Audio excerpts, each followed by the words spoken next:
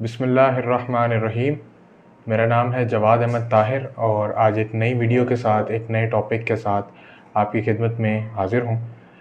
Recently मेरी कुछ videos के अंदर मैंने एक बहुत बड़े फ्रॉड अलर्ट के बारे में ज़िक्र किया था, जिसकी वीडियोस को मद्देनज़र रखते हुए लोगों ने मुझे कहा कि भाई आप एक वीडियो बनाएं जिसमें हम ये तय कर सकें कि भाई हमें अगर इन्वेस्टमेंट करनी है तो किन किन चीज़ों का ध्यान रख के हमें इन्वेस्टमेंट करनी है, क्या क्या चीज़ें हैं जिसकी वजह से हम अपने पैसे को जो है अच्छी जगह लगा सकते हैं, बजाय कि हम किसी ऐसी जगह पे फंस जाएं जिसमें हम पूरी ज़िंदगी जो है इन्वेस्टमेंट से अपने हाथ धो बैठें। तो इन चीज़ों को मद्देनज़र रखते हुए मैंने ये कुछ पॉइंट्स जो है इसमें एलैबोरेट किए हैं, ठीक है, जो कि मैं आपको वन ऑन वन आपको समझाता जाऊँगा, बताता जाऊँगा, जिसमें आप लोगों को पता चलेगा कि भाई क्या चीज़ है जो कि एक इम्पोर्टेंस रखती है आपके अंदर कि भाई आप एक चीज़ को इन्वेस्ट कर रहे हैं तो उसके अंदर आपने कितनी क्रेडिबिलिटी देखनी है, किस किस चीज़ की क्रेडिबिलिटी देखनी है।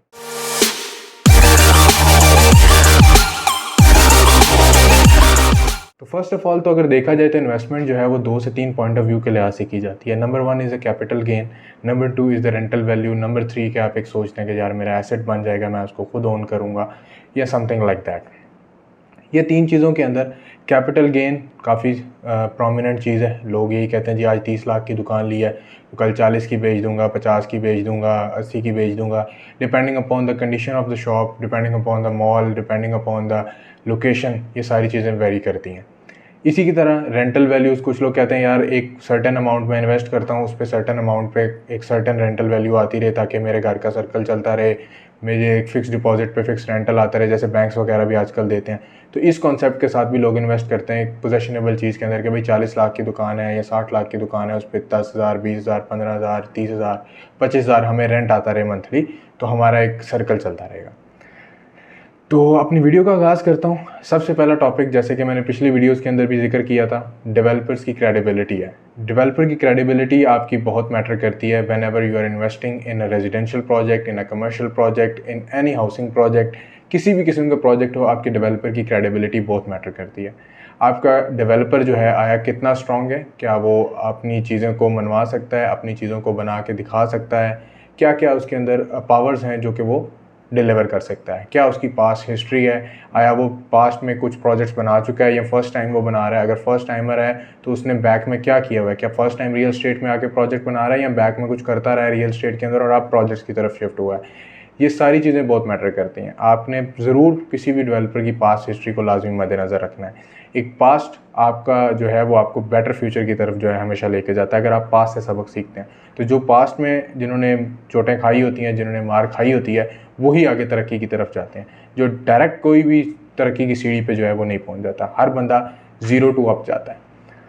इसी के साथ दूसरा पॉइंट है कि जब आपने डेवलपर की क्रेडिबिलिटी चेक करी तो आपने दूसरे नंबर पे चीज़ चेक करनी कि डेवलपर जिस ज़मीन पे प्रोजेक्ट बना रहा है, क्या ज़मीन वो लीगल है, क्या ज़मीन जो हमें दिखाई जा रही है क्या वो हाँ इसी प्रोजेक्ट के रिलेटेड है, या सिर्फ हमें फेंस लगा के जो है वो 2 नंबरियाँ दिखाई जा रही हैं कि भाई ये नहीं तो ये हो रहा है, ये नहीं तो ये हो रहा है, और ईच एंड एवरीथिंग आपको बताई जा रही है, लेकिन एट द एंड उस पर है कुछ भी नहीं। ये चीज़ें आपने चेक कर लेनी है। और ये चीज़ें कैसे होंगी जी, जब आप साइट पे जाके आप चीज़ें देखेंगे, आप डेवलपर्स की पास्ट हिस्ट्री देखेंगे, उनके पास प्रोजेक्ट्स देखेंगे, आप उनसे बातचीत करेंगे, इंटरोगेशन करेंगे, उनसे कोई क्रॉस क्वेश्चनिंग करेंगे, उनकी कुछ क्वेश्चनिंग्स होंगी, कुछ आप जवाब देंगे, कुछ वो जवाब देंगे, तो आपके एट द एंड आपके डाउट्स जो हैं वो क्लियर हो जाएंगे। तीसरी चीज़ है अप्रूवल, जो कि एनओसी आप कह लें, जिसमें सोसाइटी की एनओसीज़ भी होती हैं, आरडीए सीडीए की एनओसीज़ भी होती हैं। अगर आरडीए रावलपिंडी डेवलपमेंट अथॉरिटी के अंडर आता है प्रोजेक्ट तो आरडीए से एनओसी चाहिए, इस्लामाबाद में है तो कैपिटल डेवलपमेंट अथॉरिटी सीडीए से एनओसी चाहिए, बैरियर डीएचए में बन रहा है तो नॉर्मली बैरियर डीएचए से भी एनओसीज़ आपको चाहिए होती हैं। ये आपने एनओसीज़ चेक कर ली। तीसरी चीज़ है कि आपने मार्केटिंग पे बिलीव करने की बजाय आपने ये चीज़ पे बिलीव करना है कि ऑन साइट ग्राउंड क्या चीज़ क्या है क्या नहीं है। आपने वीडियोस पे जिक्र नहीं करना, आपने वीडियोस पे मुहैया नहीं करना, आपने इन चीज़ों पे नहीं रहना कि भाई क्या हो रहा है क्या नहीं हो रहा। आपने ऑन ग्राउंड जाके एक दफ़ा ज़रूर उसको विज़िट कर लेना है कि भाई ये चीज़ जो आया बन रही है क्या वो इसी लोकेशन पे बन रही है, क्या ये जो चीज़ आज मुझे नज़र आ रही है ये कल को यहीं पर होगी, या बाद में सिर्फ फैंसी दिखने को मिलेंगे, बाद में 3 साल तक ये फैंसी लगे रहेंगे। तो ऑन ग्राउंड जब जाएंगे तो आपको काफ़ी चीज़ें, आपको लोकेशन वाइज उस एरिया का पता लगेगा, आपको पॉपुलेशन वाइज उस एरिया का पता लगेगा, आपको वहाँ पे सर्टन और चीज़ें पता लगेंगी जो कि आगे वाले पॉइंट्स में भी मैं जिक्र करूँगा, जब आपके जाने से जो चीज़ें आपको आगाही दे सकती हैं। इसके बाद मैं जिक्र करता हूँ जैसे आपने इन्वेस्टमेंट करनी है तो उसमें डेंसिटी ऑफ पॉपुलेशन जो है, यानी कि कितनी आबादी यहाँ पर मूव कर चुकी है जहाँ पे आप अपना प्रोजेक्ट जो है वो तैयार कर रहे हैं, चाहे वो रेजिडेंशियल है चाहे वो कमर्शियल है, उसके अंदर क्या चीज़ें हैं। तो डेंसिटी ऑफ पॉपुलेशन के लिहाज से बात की जाए तो बहरिया, DHA ये दोनों ही हाईली पॉपुलेटेड एरियाज़ हैं, और इसके अंदर जितनी भी पॉपुलेशन है वो इस लिहाज से है कि वो भाई आपको ईच एंड एवरी फैसिलिटेट करती है। DHA भी आपको फैसिलिटेट करता है, अपनी उनकी मेंटेनेंस है, ईच एंड एवरीथिंग है, और आपको इसी तरह बहरिया भी जो है वो फैसिलिटेट करता है। तो इससे आपको फ़ायदा ये है कि at the end of the completion of the project, जब आपका प्रोजेक्ट कंप्लीट हो जाता है तो आपको बहरिया DHA जो है वो इसके अंदर हेल्प आउट करता है, लाइक आपकी बिल्डिंग को मेंटेन करने में उसकी पूरा जो है वो रोल होता है। इसके बाद जो क्लास ऑफ पॉपुलेशन है, लाइक आपने फ़र्ज़ करें एक जगह पे आप इन्वेस्टमेंट कर रहे हैं, आपने ये ज़रूर देख लेना है कि वो क्लास किस टाइप की पॉपुलेशन है। वहाँ पे एक लोअर मिडिल क्लास का बंदा रह रहा है, वहाँ पे लो क्लास के लोग रह रहे हैं, वहाँ पे हाई क्लास के लोग रह रहे हैं, वहाँ पे किस स्टैंडर्ड के लोग हैं। जब आपको इस स्टैंडर्ड का पता लग जाएगा तो आपके लिए ये आसानी होगी कि आपको पता होगा कि आया ये चीज़ जो मुझे एक मिल रही है क्या ये इतने की वर्थ रखती है। अगर आपको ये चीज़ का अंदाज़ा हो जाएगा तो ये अंदाज़ा तभी होगा कि हाँ, अब बहरिया DHA के अंदर एक शॉप की वैल्यू और एक नॉर्मल जगह पे एक शॉप की वैल्यू के अंदर आसमान ज़मीन का डिफरेंस है, बिकॉज वहाँ पे क्लास ऑफ पॉपुलेशन अलग है, यहाँ पे क्लास ऑफ पॉपुलेशन अलग है।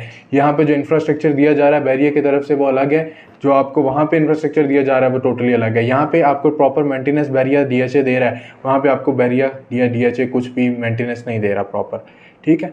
वहाँ पे क्योंकि बहरिया DHA का कोई कवानीन है वो अपने वो फॉलो करते हैं, वहाँ पे बाहर कोई कवानीन नहीं है वो फॉलो नहीं करते। अब आई डोंट नो TMA कितना काम करता है कितना नहीं, वो आप सबको भी मुझसे बेहतर पता है, या और भी जो अथॉरिटीज़ हैं हमारी वो हमसे बेहतर पता है कैसे हमारे हालात हैं बाहर के। इससे आगे चीज़ आ जाती है जी रेंटल वैल्यूज़ किस जगह पे क्या है, ये आप ऑन ग्राउंड जाएंगे। फ़र्ज़ करें आप एक इन्वेस्टमेंट कर रहे हैं कि जी मैं आज 50 लाख इन्वेस्ट करता हूँ, आज एक शॉप ख़रीदूँगा 2 साल की इंस्टॉलमेंट के अंदर। 2 साल की इंस्टॉलमेंट में मैंने जी एक शॉप ख़रीद ली, कल को अल्हम्दुलिल्लाह जी उसकी मुझे एक रेंटल वैल्यू आती रहेगी जो एक सूदी निज़ाम से भी पाक है, ठीक है सबसे पहले तो। और आप उसमें इस माइंडसेट से वैल्यू करते हैं। तो अभी आपको एक डेवलपर या आपको एक सेल पर्सन आपको फ़ोन पे कह देता है यार इसकी जो है ना जी 0.8 to 0.9% रेंटल वैल्यू होगी, जबकि आप ऑन ग्राउंड विजिट करते हैं जब, तो आप आसपास 1 किलोमीटर 2 किलोमीटर 3 किलोमीटर के रेडियस के अंदर एक राउंड अबाउट लेके देख लें कि भाई आया ये जो रेंटल वैल्यूज़ हमें बता रहा है आफ्टर बेशक कंप्लीशन ऑफ प्रोजेक्ट, क्या ये इतनी यहाँ पे ग्रो करने वाली जगह है या नहीं है, या ऐसे ही अभी 0.3% हो लोग 5, 7, 8, 10 बताने लग पड़ते हैं। अब बंदा पूछे कि भाई कैसे है, तो आपने ये चीज़ भी अपने बिहाफ पे चेक कर लेनी है कि भाई आया ये जो रेंटल वैल्यूज़, ये जो एनुअल एप्रिसिएशंस जो भी मुझे बता रहा है, आया ये एक्चुअली एग्जिस्ट करती हैं, क्या ये जो मुझे चीज़ें बताई हैं इसने। इसके बाद इसी के साथ एक पॉइंट है लाइक प्राइसेस का। लाइक अगर आपने कैपिटल गेन देख रहे हैं तो आपने ये चीज़ ज़रूर देखनी है कि आपका जो कैपिटल गेन है वो ये ना हो कि आपको शॉप ही उस चीज़ पर सेल की जाए कि आपको एंड वैल्यू पे जो है वो आपको शॉप जो है मिले। तब एंड वैल्यू पे आपको शॉप मिलेगी तो आपको उसके अंदर प्रॉफिट जो है वो बहुत कम मिलेगा। आपने ये देखना है कि भाई आया ये मुझे जो शॉप आज मिल रही है इसके अंदर ग्रोथ रेट्स कितने पॉसिबिलिटी है, आया यहाँ पे जो आसपास कमर्शियल है रेजिडेंशियल है उसकी क्या प्राइसेस की वेरिएशन चल रही है, इसके अगर मैं सराउंडिंग मूव करता हूँ तो उसमें क्यों इतनी कम है या क्यों इतनी ज़्यादा है।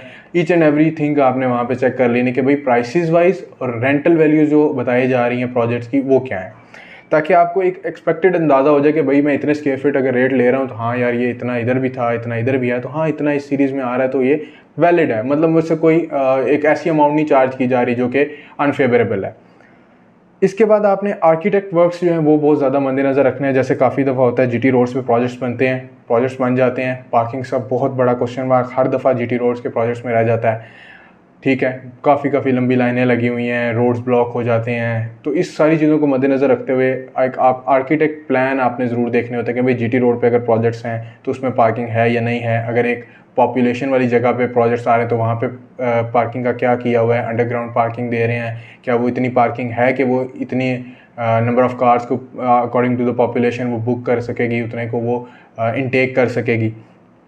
इसी के साथ साथ आपने जैसे प्रोजेक्ट के अंदर विज़िट करना है तो आपने उनके कॉरिडोर्स लाजमी देखने हैं कि कॉरिडोर्स किस टाइप के हैं, कितने फुट के कॉरिडोर्स हैं। आया ये एक बहुत बड़ा मेगा मॉल है तो उसके अंदर क्या चीज़ें हैं। अगर एक शॉप सिंपल 2-2.5 कनाल का मॉल है तो उसके अंदर कितने मिनिमम भी 6 से 7 फुट का, अगर 2-2.5 कनाल का प्रोजेक्ट है तो आपका 7-8 फुट का जो है पैसेज जो है कॉरिडोर जो है आपका होना चाहिए। ATM के अलावा जो गैलरीज होती हैं उनकी बात मैं कर रहा हूँ।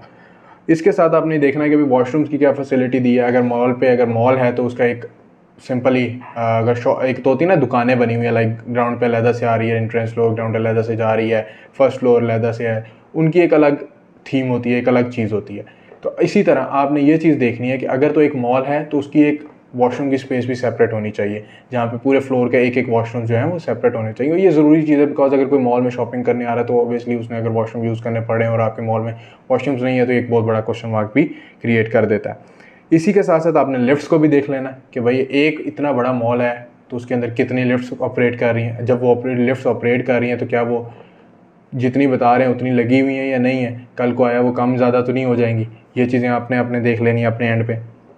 इसके साथ मैं एक ही चीज़ कहूँगा आप लोगों को कि आपने अपनी रिसर्च करनी है, अपनी R&D करनी है, ताकि आप लोगों का अपना पैसा जो है वो सेव रहे, आप लोग अपना पैसा सेव रखें। हमारी यही कोशिश होगी कि आपको ऐसी वीडियोस बना के बताई जाएं जिससे आपका पैसा सेव हो सके। कल को आप हमें दुआ दे दें, मशवरा एक जो सदका जारिया है, तो मशवरे के तौर पे आप हमारी ये वीडियो को देख सकते हैं। तो इसी के साथ मैं आपको अगले पॉइंट्स की तरफ जाता हूँ, जो हमारा यूनिक सेलिंग पॉइंट होता है, USP भी इसे कहते हैं।